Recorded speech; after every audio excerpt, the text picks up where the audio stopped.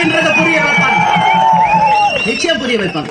அதே மாதிரிதான் விஜய்க்கு நான் சொல்றேன். நீங்க லேட்டா வந்தது தப்பு விஜய், நீங்க பார்க்காம அன்னைக்கு ஓடி போய் வீட்டுக்குள்ள புகுந்துகிட்டது தப்பு, இன்னைக்கு வரைக்கும் அந்த மக்களுக்கு ஆறுதல் சொல்லாதது தப்பு, நீங்க போய் ஒவ்வொரு குடும்பத்தை சந்திக்காதது தப்பு, நீங்க எதற்கு உன்னை தேடி வந்தவங்களுக்கு என்ன பாதுகாப்பு கொடுத்தீங்க? இப்ப பாருங்க, யார் நம்ம கூட வர தொண்டர் பட தான் நிக்கிறாங்க. டே ஒன்ல இருந்து இன்னைக்கு வரைக்கும் நம்ம தொண்டர் பட தானே நமக்கு பாதுகாப்பு. என்னைக்காவது ஒரு போலீஸ் நம்மளுக்கு பாதுகாப்பு கொடுத்திருக்கா? அதுதான் கேப்டன் என்ன செஞ்சாரு, எந்த அரசையும் நம்பல, எந்த போலீஸையும் நம்பல, நமக்கென்று ஒரு தொண்டர் படையை உருவாக்கினார். அவர்கள் நம்ம தொண்டர்களுக்கு பாதுகாப்பு கொடுத்தார். தன்னை தேடி வர அத்தனை பேருக்கும் உணவு, தண்ணீர், பாதுகாப்பு எல்லாத்தையும் கொடுத்தார் கேப்டன். அவ்வளவு பெரிய கூட்டம், ஒரு தண்ணி பாட்டில் இல்ல, ஒரு சாப்பாடு இல்ல, எவ்வளவு நேரம் மக்கள் நிப்பாங்க வெயில, அங்கதான் மயக்கடிச்சு விழுகிறாங்க. ஆம்புலன்ஸ் வந்தது, தண்ணி இல்ல, எவ்வளவு பிரச்சனை. இதெல்லாம் நிச்சயம் நல்லதுக்கான வழி இல்ல. எல்லாம் நினைச்சுக்கலாம், ஜெயிச்சுட்டோம் நம்ம, பொறுத்திருந்து பாருங்க. நிச்சயமாக கடவுள் என்று ஒருத்தர் இருக்கிறார், கேப்டன் இருக்கிறார். தர்மத்தின் வாழ்வுதனை சூது கவும், தர்மம் வென்றே தீரும். அந்த 41 உயிரும் நிச்சயம் ஒரு பெரிய ஒரு மாற்றத்தை நிச்சயம் தருவார். நான் விஜய் சொல்லிட்டு தான் இருக்கேன்.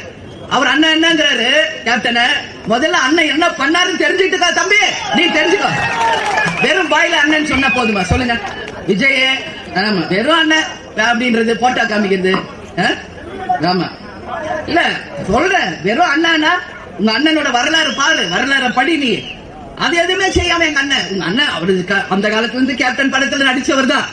17 படம் கேப்டன் அவங்க SAC படத்துல நடிச்சவர் தான். இல்லன்னு சொல்ல, நம்ம பக்கத்து வீடு தான்.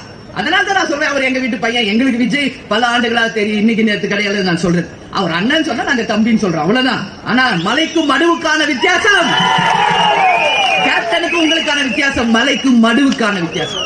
நீங்க கேப்டன் என்ற புத்தகத்தை தரோவா படிக்கணும். நீங்க சும்மா இல்ல, அவர் எப்படி தன் வாழ்க்கையை ஆரம்பிச்சாரு, எப்படி வாழ்ந்தாரு, எப்படி மக்களுக்கு உதவி செஞ்சாரு, அவருடைய புக்கே ஒரு அத்தியாயம். அது முதல்ல இந்த தமிழ்நாட்டில் இருக்கிற எல்லாரும் படிங்க முதல்ல. அதனால கேப்டன் கூட யாரையுமே கம்பேர் பண்ணாது, ஒப்பீடுக்கே இணையில்லாத ஒரு தலைவராக கேப்டன் இருக்கிறார்.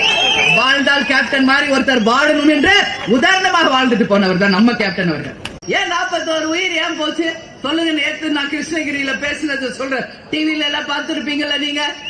அந்த 41 உயிர் போனதுக்கு 2 கட்சி, 2 பேருமே தான் காரணம். ஆளும் ஆட்சியாளர்களும் காரணம், விஜய் அவர்களும் காரணம். 2 பேரும் சேர்ந்துதான் இது நடந்திருக்கு. பக்காவா பிளான் போட்டு ஸ்கெட்ச் போட்டு 41 உயிர்களை எடுத்ததுதான் இந்த ஆட்சியாளர்கள் செஞ்ச சாதனை. என்ன ஆயிடுச்சு உங்களுக்கு? வர அவர் பேசுறதே 10 நிமிஷம் தான், என்ன 4 மணி நேரமா நம்மள மாதிரி பேசுறாரு. வந்தா என்ன பேசிட்டு போட்டுமே, போட்டு மக்களை நெருக்க, ஆம்புலன்ஸ் விட, லைட் ஆஃப் பண்ண, செருப்பு அடிக்க, கல் அடிக்கிறது, எத்தனை பிரச்சனையை கிளப்புறீங்க. யார் பண்ணது? 10 ரூபாய் ஒருத்தர் இருக்காருங்க. இத்தனை பிரச்சனைக்கு காரணம் மிஸ்டர் 10 ரூபாய். 10 ரூபாய் செஞ்சதுதான் இவ்வளவு. அன்னைக்கு விஜய் பாட்டா பாடிட்டு போயிட்டாரு. ஒவ்வொரு வாட்டி நான் கரூருக்கு போகும்போது 10 ரூபாவை பேசாம நான் வந்ததே கிடையாது.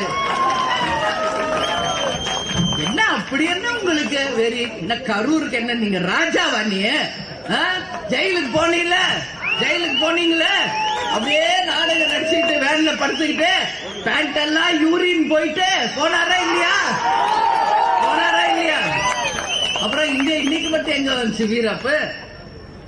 இதெல்லாம் ஆட்சியில இருக்கணும்ன்ற மமதையில ஆடுறது. ஆடாதடா மனிதா, ரொம்ப ஆட்டம் போட்டா அடங்கிடுவ மனிதா என்பதை நிச்சயம் மக்கள் உங்களுக்கு உணர்த்துவார்கள்.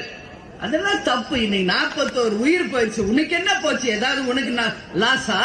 இன்னைக்கு அந்த 41 குடும்பத்தை போய் பாருங்க, எவ்வளவு துக்கத்துல தங்கள் உண்மையான அன்புகளை இழந்துட்டு வாடிக்கிட்டு இருக்காங்க. 1.5 வயசு குழந்தை என்னையா பண்ணுச்சு? என்ன பண்ணுச்சு? இளைஞர்கள், பெண்கள், குழந்தை, குட்டி எல்லாம் போயிருக்காங்க. பாருங்க அந்த போட்டோல பாருங்க, பிஞ்சு குழந்தைங்க பார்த்தாலே எனக்கு வயிறு பத்தி எரியுது.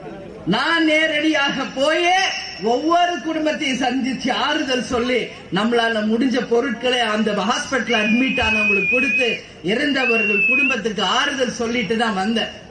அதனால அந்த மக்கள் நம்ம கிட்ட சொன்ன உண்மையை தான் சொல்றேன். அந்த மக்கள் நம்ம கிட்ட சொன்ன உண்மை தான் சொல்றேன். ஒரு போலீஸ் இல்லம்மா, அங்க ஒரு பாதுகாப்பு இல்லம்மா, போட்டு நெரிச்சியே எங்களை எல்லாம் கொண்டுட்டாங்க.